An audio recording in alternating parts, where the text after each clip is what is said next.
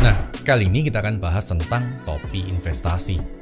Sering nih saya ngomong kalau pas live, kalau ada 4 topi investasi. Dan banyak orang yang mengira jadi investor padahal bukan. Di dunia investasi dan dunia finansial, kita bisa pakai 4 topi ini sesuai dengan kebutuhan. Dan kalau menurut saya pribadi, nggak ada mana yang lebih bagus, karena ini adalah preferensi masing-masing personal.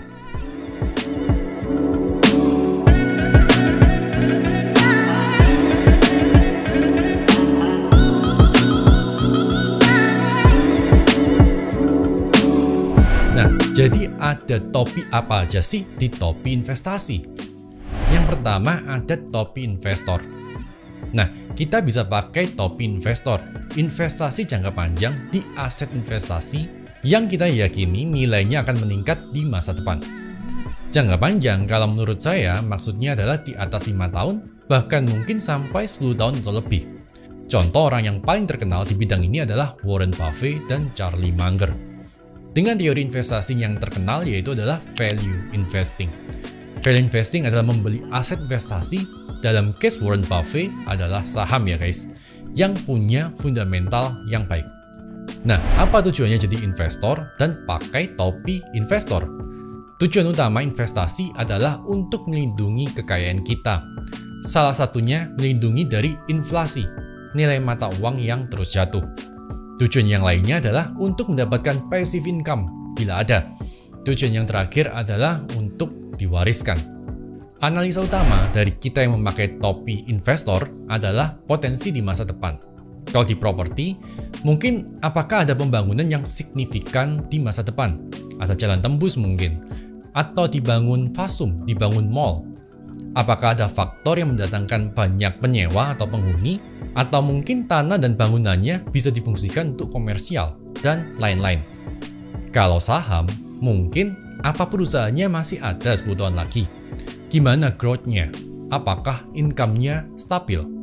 Kalau komoditas, apakah komoditasnya bakal menjadi langka dan digunakan pada industri tertentu pada suatu hari nanti? Kalau kripto, mungkin apakah project-nya masih ada di 5-10 tahun ke depan? Gimana usernya? Apakah disukai orang? Scalability-nya gimana? Interoperability-nya gimana? Dan masih banyak lagi. Investasi nggak hanya sebatas pada properti, saham, atau kripto aja ya guys. Tapi bisa juga mungkin wine, karya seni, dan lain-lain. Topi yang kedua adalah topi trader. Nah, teman-teman harus pahami satu hal di sini. Karena trading dan investasi itu adalah dua hal yang berbeda. Yang satu, dagang, ambil keuntungan dan selisih harga. Yang satu, disimpan aja untuk melawan inflasi. Nah, apa tujuan trader? Tujuan utama dari trader atau pedagang adalah untuk menghasilkan keuntungan di waktu yang singkat. Singkat maksudnya bisa dalam hitungan menit, jam, hari, ataupun minggu. Tergantung si trader suka-suka berdagang di time frame berapa lama. Analisa utamanya tentu aja adalah sentimen di jangka pendek dan jangka menengah.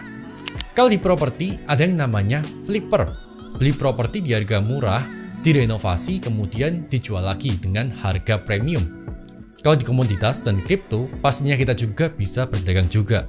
Bisa berdagang di market spot dan futures dengan aneka analisa teknikal, analisa on-chain analysis, atau bandarmologi ala kripto.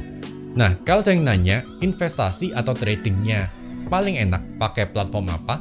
Teman-teman bisa cobain Peluang. Kenapa Peluang? Karena Peluang adalah satu-satunya aplikasi di Indonesia di mana kita bisa diversifikasi dan pindah-pindah aset dengan mudah. Konsep Peluang itu beragam aplikasi dalam satu aplikasi. Di Peluang, mulai dari indeks global, saham, emas, kripto, semuanya ada. Di Peluang, kita bisa investasi mulai dari dana minim.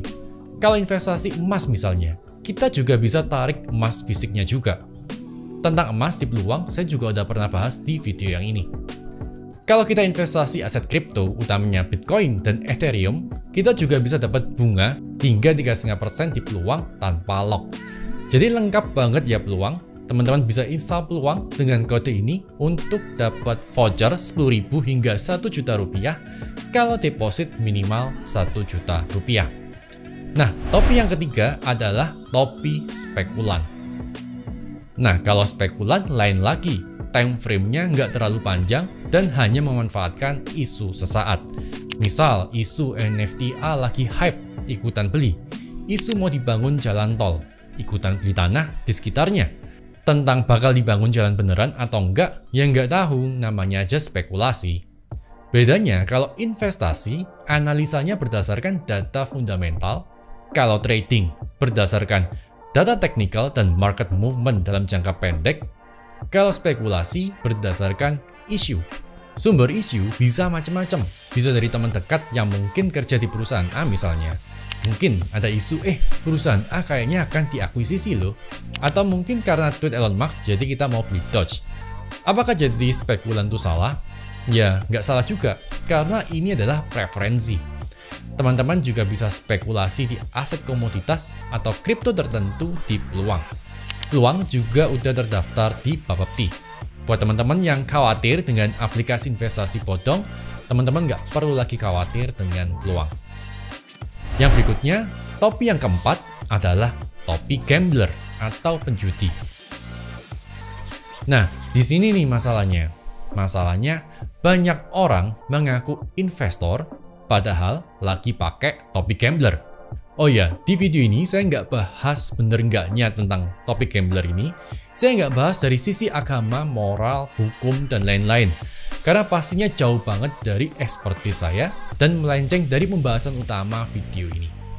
Contoh nih, misal kalau di saham, kita beli saham karena ngikutin apa kata influencer, apa kata orang, tanpa kita analisa dulu. Kalau kripto, kita dalam tanda kutip investasi di token-token micin yang tanpa utilitas yang jelas, atau ikut grup pump and dump yang jargonnya pokoknya cuma to the moon. Mereka kira mereka sedang investasi, padahal mereka lagi judi. Nah, ini juga yang jadi masalah di Indonesia. Sekarang banyak investor mengaku investor tapi bertopi judi, berhati judi, bermindset judi, dan pinginnya kaya cepat aja.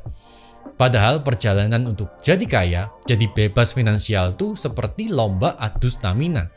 Siapa sih yang paling kuat? Siapa sih yang paling sabar? Siapa sih yang paling tegar dalam jangka panjang? Bukan adu kecepatan seperti lomba lari sprint. Gak ada yang instan guys. Kalau ada orang jadi sultan instan, pasti ada something wrong. Apakah judi salah? Kalau menurut saya pribadi, nggak sepenuhnya salah. Karena beberapa hal dalam dunia ini juga ada unsur judi dalam tanda kutip. Tapi sekali lagi ini personal ya guys. Semuanya bebas punya view dan cara pandangnya masing-masing. Waktu saya bakar kapal dan alih profesi baru, itu adalah judi. Waktu bikin channel ini, saya investasikan waktu dan tenaga tanpa tahu channel ini mau jadi kayak apa, itu adalah judi. Waktu ada orang nekat kejar karir ke Jakarta tanpa ada panggilan pekerjaan, itu judi. Saya dulu juga pengusaha kuliner, kita bakery dulu. Waktu kita bikin roti, kue, snack, tanpa tahu hari itu ada yang beli atau enggak, itu judi. Karena di bisnis kuliner, cuaca aja pengaruhnya besar banget. Jadi unsur judi, besar kecil, tetap ada. Tapi yang paling penting, sampai sejauh apa kita mengontrol diri dan tidak dipengaruhi oleh rasa emosional dalam memutuskan sesuatu. Apakah kita bisa pakai keempatnya sekaligus? Tentu aja bisa. Kita bisa kadang-kadang jadi investor, kadang-kadang jadi trader, jadi spekulan, atau bahkan jadi gambler. Intinya sih, yang penting tetap cuan dengan resiko yang udah terukur.